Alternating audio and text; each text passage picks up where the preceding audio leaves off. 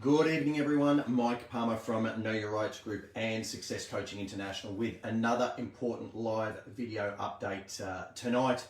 As you can tell, I'm quite tired tonight, not only because my workload has just been completely overwhelming, but to be honest, I am just truly tired and worn out by just how many people out there are still complying with these insane directives. I'm out and about every day and all I see is person after person after person walking around like a zombie with their mask on. And I just don't get it. I don't understand how these people don't get it. I don't see how people can't see that these masks are not doing anybody any good. Okay, I have lost track of the times that I've cut and pasted the link to the story from the World Health Organization, who supposedly are the authority on all of this, telling people, okay, that asymptomatic and pre-symptomatic people very rarely transmit anything. So if you're not sick, the likelihood of you transmitting anything is basically nil. And we already know, we've done it to death, we know these masks aren't going to help you or stop you from getting this thing. So why do people keep wearing them?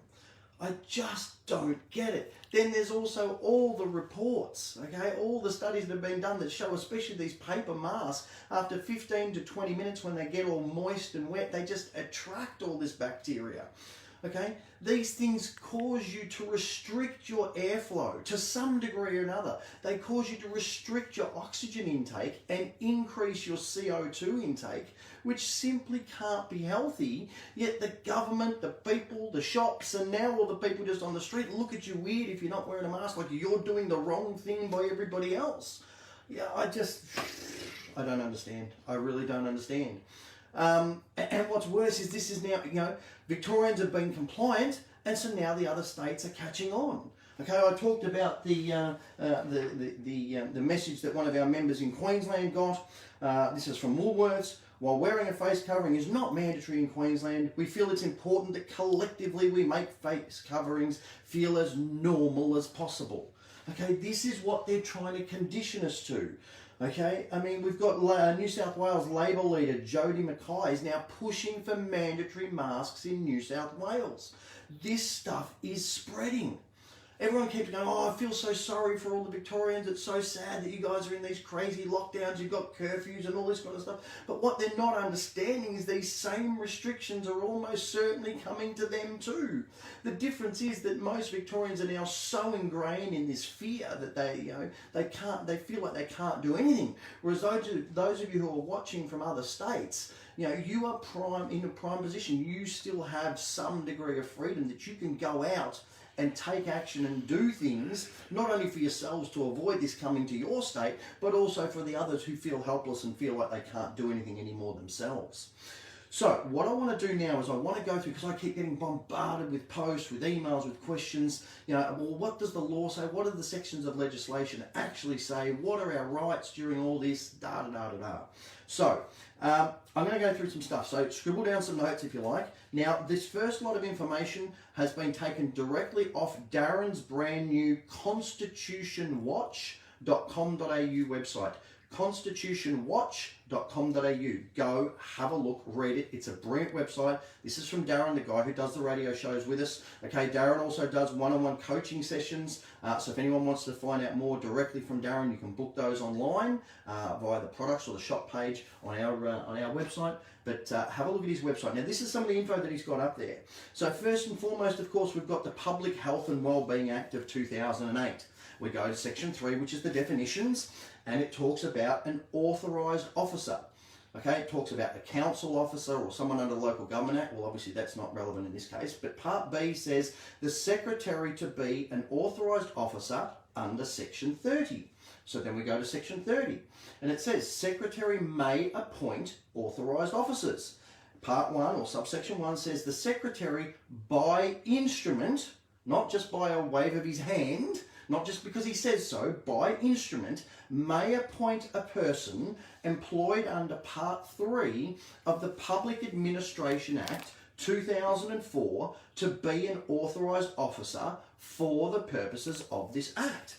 Brilliant. So then we go to the Public Administration Act 2004. And this is what we urge people to do. Read the sections of legislation, see what they refer you to, then read those references, then read and then you start to connect all the dots and see how this really works and how you've had the wool pulled over your eyes, how you've been lied to and deceived for so long. So let's look. Public Administration Act 2004, Section 106 clearly says, act not to apply to certain persons. And it says, except to the extent that a provision of this act otherwise expressly provides, this act does not apply to a person in his or her capacity or to the appointment or employment of a person as, number one, a police officer, police reservist, police recruit, or protective services officer, those you'd know as PSOs, under the Victoria Police Act 2013. So police cannot be appointed as authorised officers for the purpose of the Health and Wellbeing Act 2008 because they're not employed under that Public Administration Act 2004. Now, this is the information. How you use this information is up to you. We don't suggest you have it all printed up and go and throw it in their face, but get your head around this information so that you understand it, so that you know the questions to ask.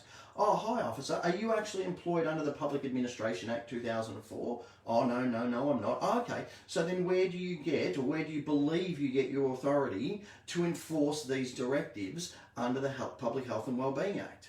Okay, ask them questions. Just do it nicely, just do it calmly. Don't film it and put it all over Facebook.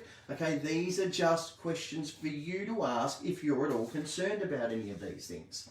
Okay, so there's also been a lot of talk on social media, especially recently, about the upcoming protests. People saying, this is crazy, these lockdowns are nuts, we want to do something about it. Now, the media, of course, have latched onto this, said, oh yes, the police are aware of all of these protests, and they're going to come down really, really hard on anybody. They're going to disperse them, they're going to get them to move on. They even put footage on TV about people, at a recent Melbourne event who are being arrested and all the rest of it.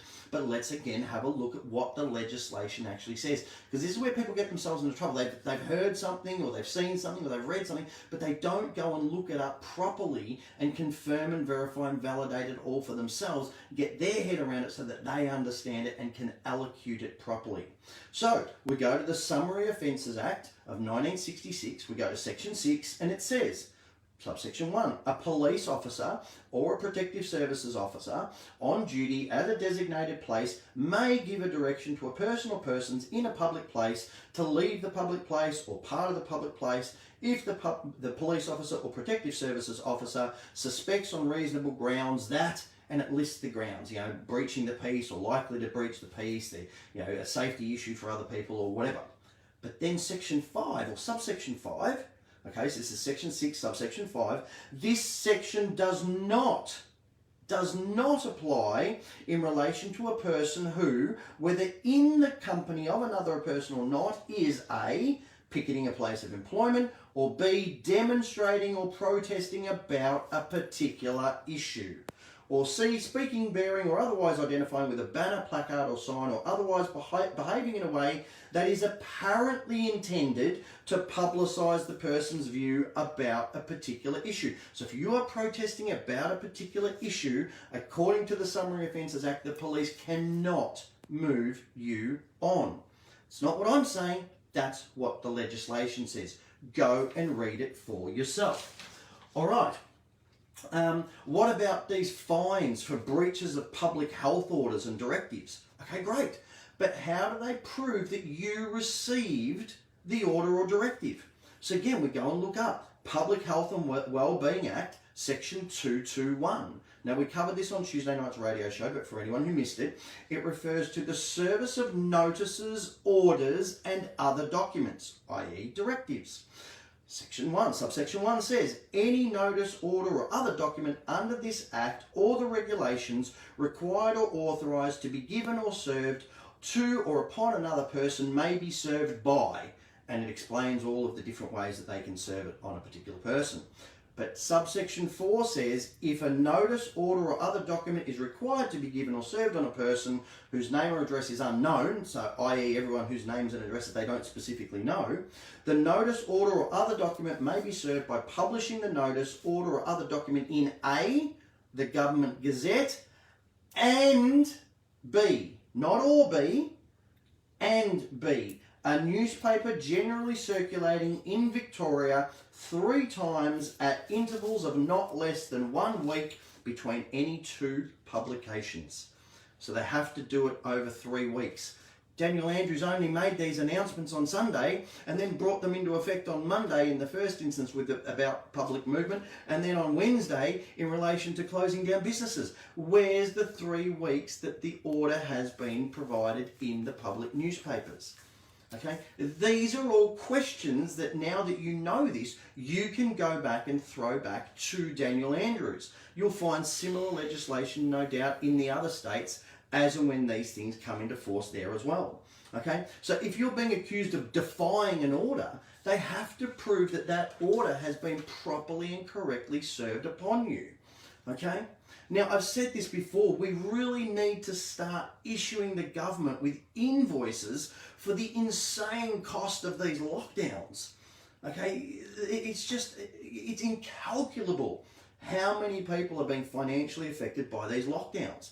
Now, if they believe, especially Dan Andrews, if he believes this is what's necessary for public health and safety and this is what we must do, then great.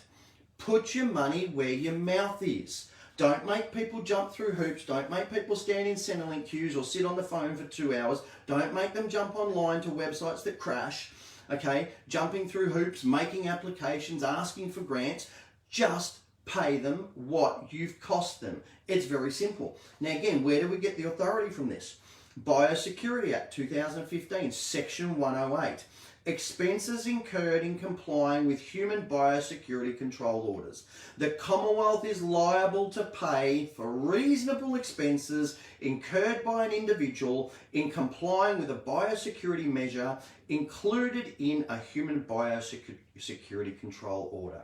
So where are these orders coming from? If they relate back to that Biosecurity Act, the Commonwealth is liable to pay. If they come from a state act, then the state is liable to pay.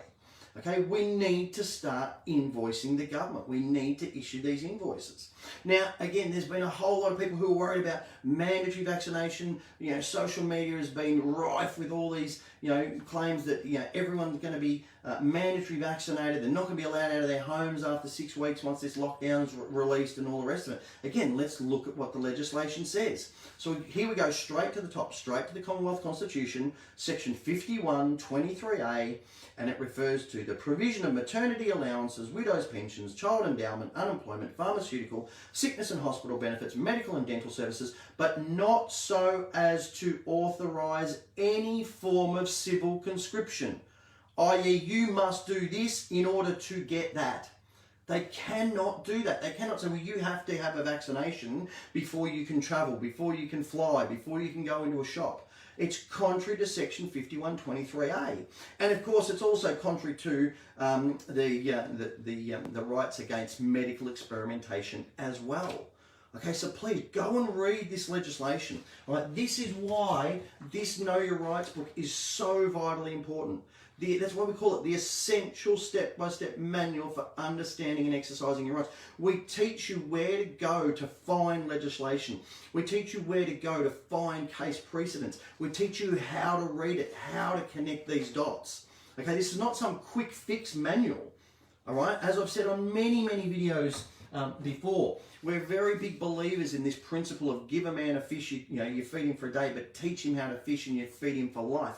We want to teach you for life. We want to give you all the important information to teach you how to read this stuff just as we do, so that then once you've got that newfound information and knowledge, you can then draft your own letters, okay, for any of these subjects. Now, of course, we do have an entire chapter 9 in this book, all on mandatory vaccinations.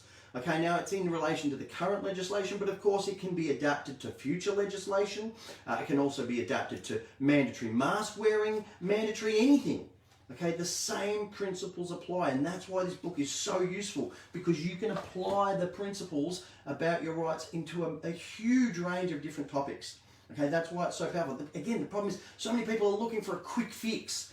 Okay, there's no quick fix. These problems have been going on for decades. Okay, I can't give you a quick fix. What we'd much rather do is teach you the background information, teach you how to figure this out for yourselves, so then you can take the steps necessary so that the other states don't end up in the mess that the poor people in Victoria are in.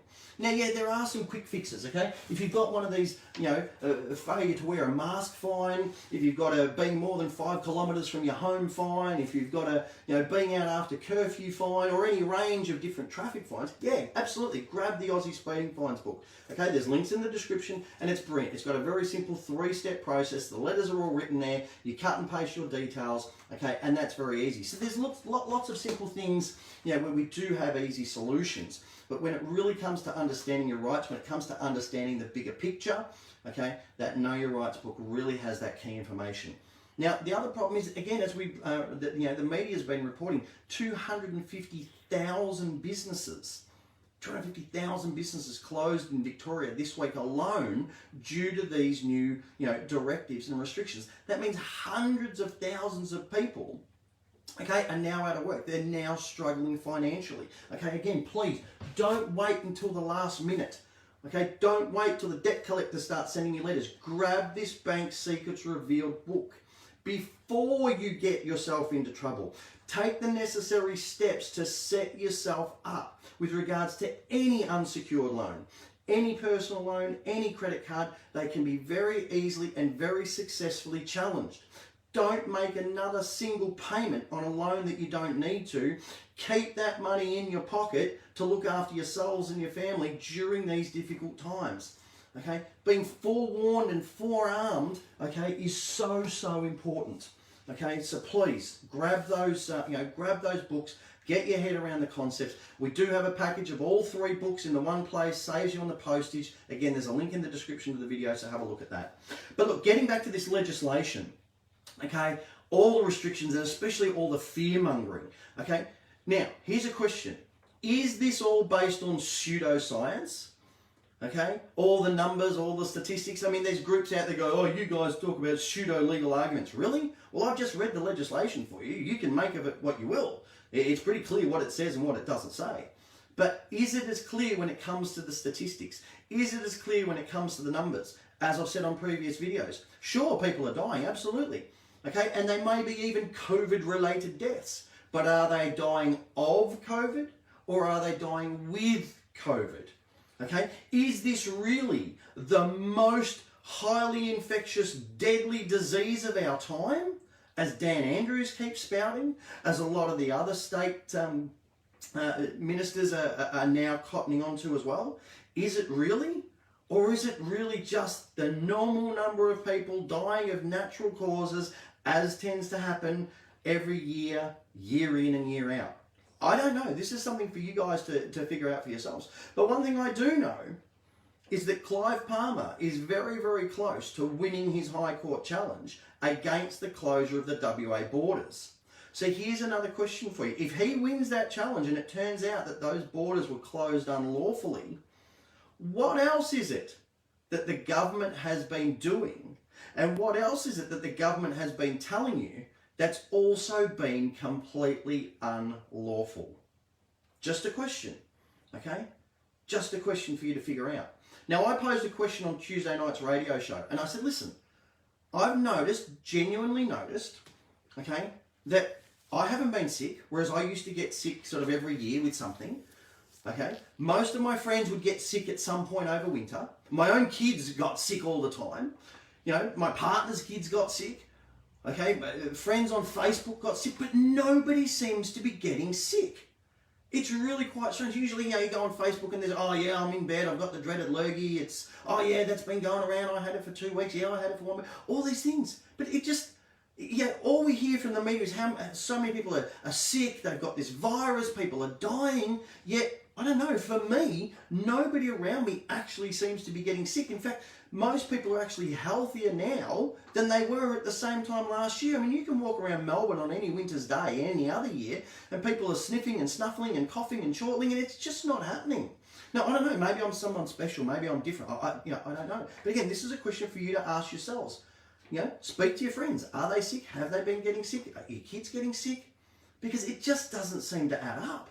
Okay? Now, there's a number of other questions that really need to be answered too. And again, I urge you to look this up for yourselves. Why are so many flights still landing in Melbourne every single day, especially the ones from overseas, in particular in China? Now again, there's plenty of flight watch apps out there that you can go and you can track the movements of planes coming in and out. So why are they coming into Victoria, a state that's been fully locked down and now has a curfew in particular? Okay, why has Dictator Dan placed the insane restrictions that he has, and why are other state premiers considering similar action, okay, when the World Health Organization has clearly urged countries not to reinstate lockdown to stem the spread of COVID-19? Now again, you can look this up for yourselves. This article is online. It's entitled "No More Lockdowns. World Health Organization warns that the price is too high." The first line says the World Health Organization has urged countries not to reimpose national lockdowns in an attempt to stem the spread of COVID-19 due to the social and economic repercussions. All we keep hearing is about the 100, 200% increase in suicides, okay, domestic violence, all these issues, mental health problems are going through the roof. All over a couple of hundred deaths from people that would have, a couple hundred people die every day. Okay, this is not something outrageous. This is not something special that the media keep going on about. Right? But the ramifications to us, we the people, are huge. I mean, in Victoria now, for those of you in other states who don't realise, do you know you have to actually have papers in your car? If you're going to and from work for employment, your employer has to sign a declaration document, okay? And you have to co-sign it to say that you are working for one of the specified reasons. I mean, does this sound like papers, please, to anybody? Remind anyone of, Nazi Germany? This is what it's like in Victoria now. This is how insane it's become. And as I've said before, Victoria is the test state. This is the guinea pig state. We can already see a lot of the measures that have been in Victoria for a while now slowly but surely coming into other states. They're already pushing, as I said before, in New South Wales, pushing for mandatory mask wearing. In Queensland, they're trying to make it the new norm. This stuff is happening. So I ask you all again the same question that I asked a few videos ago, okay? And that is, where do you draw your line, okay? How much more of this insanity are you going to allow? And by you not taking action, by you just sitting there collectively on your apathetic backsides, that's exactly what you're doing. You're allowing it. By you conforming, by you complying, you're allowing this to continue. Because whenever any of these Muppets drive down the street and they see the streets completely bare after 8 o'clock, they go, yep, we're winning. And anytime they drive down the street and they see all these zombies walking around with their masks on, they go, yep, we're winning. We're going to keep doing it more. You're sending them signs, you're sending them signals that, yeah, this is great, keep it up, good work. Is this the message you want to send? Okay? Where are you going to draw your line? When are you going to take your mask off? When you realise it's actually doing you harm, or when you're told you're allowed to? Okay, these are important questions that you need to ask, okay? And I urge you to answer them sooner rather than later. So, as those of us in Victoria are now subjected to the most severe restrictions imaginable, and whilst the remainder of the country is yet to experience these new restrictions to this degree, but they are almost certainly coming, I urge you all, as always, to get informed, get fired up, and get proactive.